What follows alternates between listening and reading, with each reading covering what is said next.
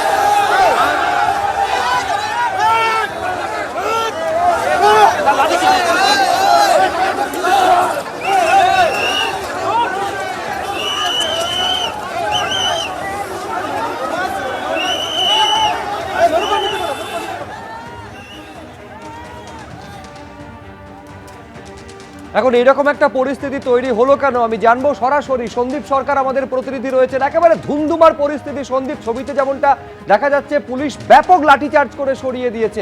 এখনো পর্যন্ত তোমার পিছনে প্রচুর পুলিশ কর্মীদের আমরা দেখতে পাচ্ছি। কি কারণে এরকম একটা পরিস্থিতি তৈরি হয়েছিল?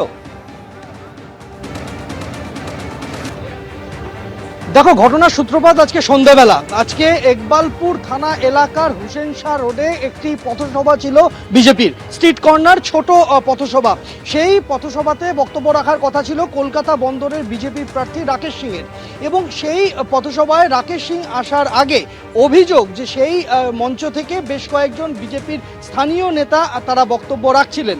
তৃণমূলের তরফ থেকে অভিযোগ করা হয়েছে যে উস্কানিমূলক বক্তব্য রাখা হচ্ছিল সে সময় মঞ্চ থেকে, যার প্রতিবাদ করেন বেশ কয়েকজন, এবং এই প্রতিবাদকে কেন্দ্র করে পরিস্থিতি প্রথম দফায় উত্তপ্ত হয়ে ওঠে।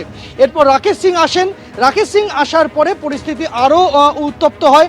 রাকেশ সিং ইকবালপুর থানার বাইরে বসে পড়েন, সঙ্গে প্রায় 100-র কাছাকাছি বিজেপির কর্মী সমর্থককে নিয়ে থানার সামনে রাস্তায় তিনি বসে পড়েন। তার বক্তব্য ছিল যে যারা তাদের ওপরে হামলা করলো তাদেরকে গ্রেপ্তার করতে হবে এবং পুলিশকে ব্যবস্থা নিতে হবে। যতক্ষণ না তারা গ্রেপ্তার হচ্ছেন ততক্ষণ পর্যন্ত তিনি উঠবেন না।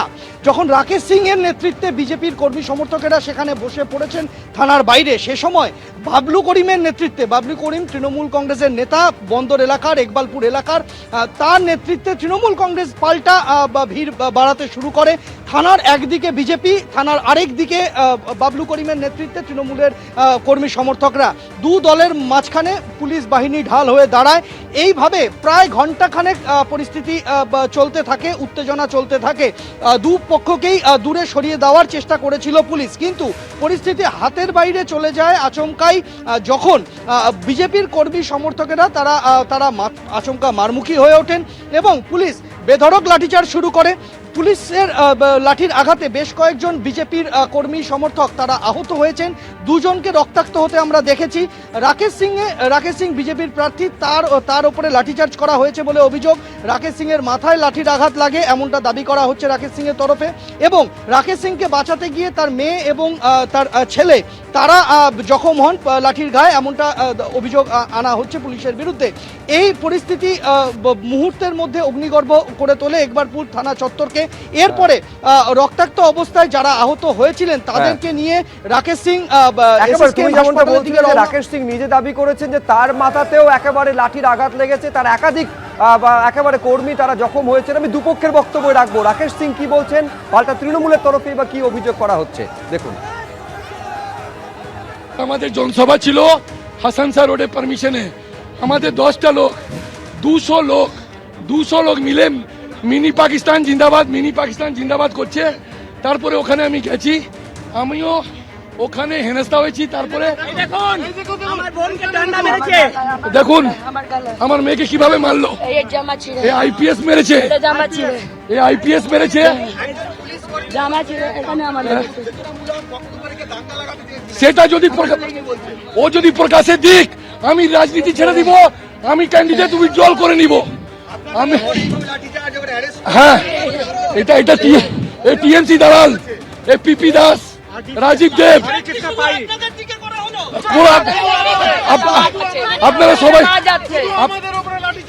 আপনারা সবাই দেখেছেন ওদেরকে এখানে জড়িত করে এই সব জিনিসটা করানো হয়েছে। মোমিনপুরের বুকে বিজেপির নেতাকে মারার কি প্রয়োজন হলো? তার কারণ মোমিনপুর হোসেন শাহ পার্কের সামনে মিটিং হচ্ছিল, বিজেপির মিটিং ছিল। সেখানে যথারীতি মিটিং 7টা সাড়ে 7টার সময় আরম্ভ হয়। সেই সময় প্রার্থী রাকেশ সিং পৌঁছবার আগে যে ওখানে বক্তা ছিল, সেই বক্তা নিজের বক্তব্য রাখার সময় কিছু এমন কথা বলে যা ধর্মীয় ভাবাবেগে আঘাত লাগায়। এবিপি আনন্দ এগিয়ে থাকে, এগিয়ে রাখে।